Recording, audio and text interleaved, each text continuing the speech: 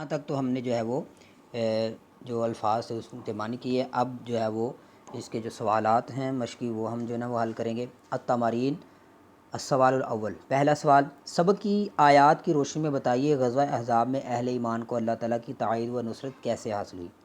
یہ پہلا سوال ہے کہ سبق کی آیات کی روشنی میں بتائیے کہ غزوہ احزاب میں اہل ایمان کو اللہ تعالیٰ کی تائید و نصرت کیسے حاصل ہوئی۔ اس کا جواب ہے کہ اللہ تعالیٰ نے غزوہ احزاب کے موقع پر دو طریقوں سے اہل ایمان کی مدد فرمائی۔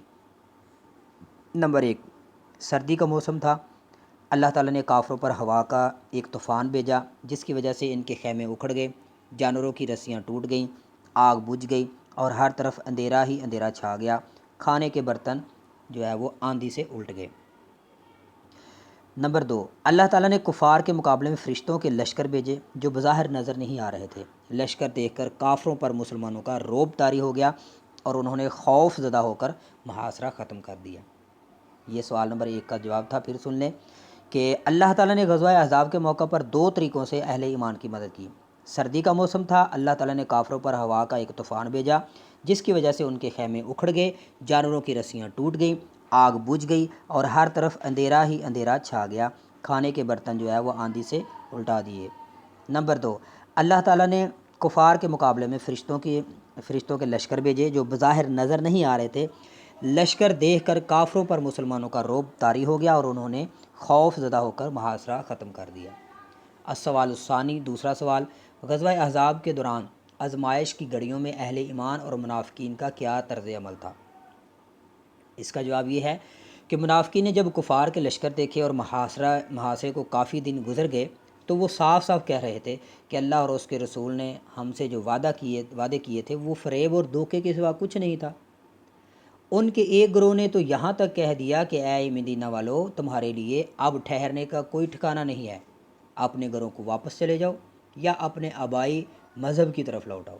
بعض لوگوں نے یہ بہانہ بنا کر حضور علیہ الصلوۃ والسلام سے رخصت طلب کرنا شروع کر دی کہ ان کے گھر خطرے میں ہیں۔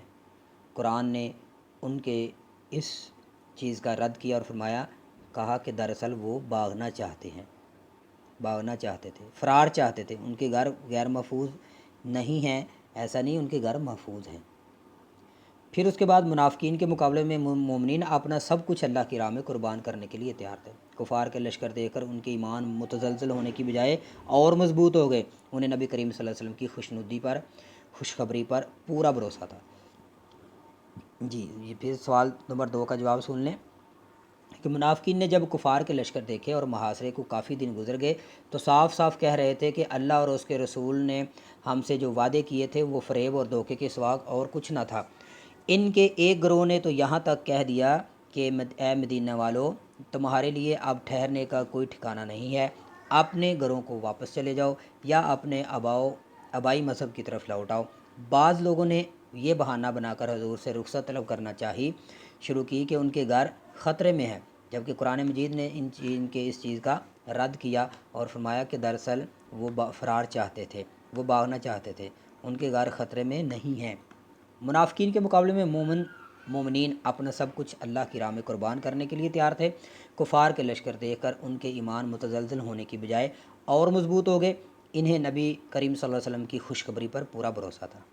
جی، سوال نمبر 3 ہے، السوال الثالث، ان آیات میں جہاد میں رکاوٹ ڈالنے والوں المعوقین کے بارے میں کیا فرمایا گیا۔ جہاد میں رکاوٹ ڈالنے والے منافقین تھے۔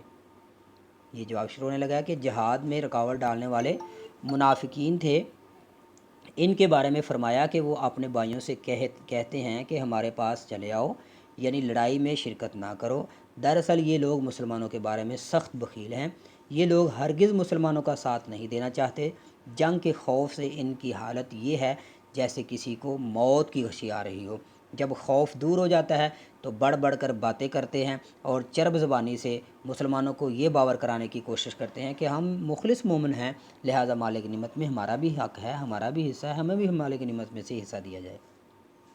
جی، سوال نمبر 3، ان آیات میں جہاد میں رکاوٹ ڈالنے والے المعوقین کے بارے میں کیا فرمایا گیا۔ جہاد میں رکاوٹ ڈالنے والے منافق تھے، ان کے بارے میں یہ مدینے کے منافق کی بات ہو رہی ہے جو مدینے کے اندر موجود تھے۔ ان کے بارے میں فرمایا کہ وہ اپنے بھائیوں سے کہتے کہ ہمارے پاس چلے آؤ، یعنی لڑائی میں شرکت نہ کرو۔ دراصل یہ لوگ مسلمانوں کے بارے میں سخت بخیل ہیں، یہ لوگ ہرگز مسلمانوں کا ساتھ نہیں دینا چاہتے۔ جنگ کے خوف سے ان کی حالت یہ ہے جیسے کسی کو موت کی غشی آ رہی ہو۔ جب خوف دور ہو جاتا ہے تو بڑھ بڑھ کر باتیں کرتے ہیں اور چرب زبانی سے مسلمانوں کو یہ باور کروانے کی کوشش کرتے ہیں کہ ہم مخلص مومن ہیں، اس لیے تاکہ جو نا وہ مال غنیمت میں سے حصہ حاصل کریں۔ جی ہم بھی مومن ہیں، لہٰذا ہمارا بھی مال غنیمت میں حصہ ہے، ہمیں بھی مال غنیمت میں سے جو ہے نا وہ حصہ دیا جائے، ہم بھی اس کے حقدار ہیں۔ جی یہ تھی اس کی ایکسرسائز جس کے سوالات، الفاظ مانی اور جو ہے نا وہ ترجمہ کیا گیا ہے۔ اگر پھر بھی کسی چیز کی سمجھ نہیں آئی تو آپ گروپ میں، واٹس ایپ پہ گروپ میں میسیج کر کے معلومات لے سکتے ہیں۔ دعاؤں کی درخواست ہے، دعاؤں میں یاد رکھیے گا، اپنا خیال رکھیے گا اور خاص کر ملک پاکستان کی سلامتی کے لیے ہر وقت دعا گو رہیں۔ اللہ رب العزت اس کو سدا سلامت رکھے اور اس کو ہر قسم کی آفات و بلیات سے محفوظ رکھے۔ السلام علیکم ورحمۃ اللہ وبرکاتہ۔ اللہ حافظ۔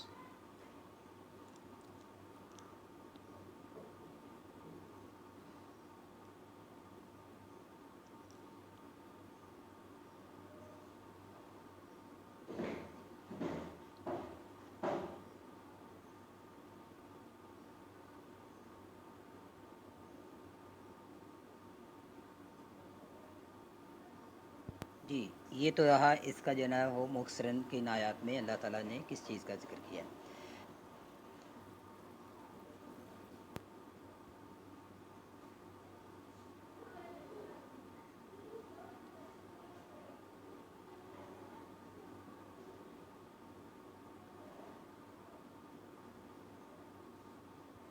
بسم اللہ الرحمن الرحیم۔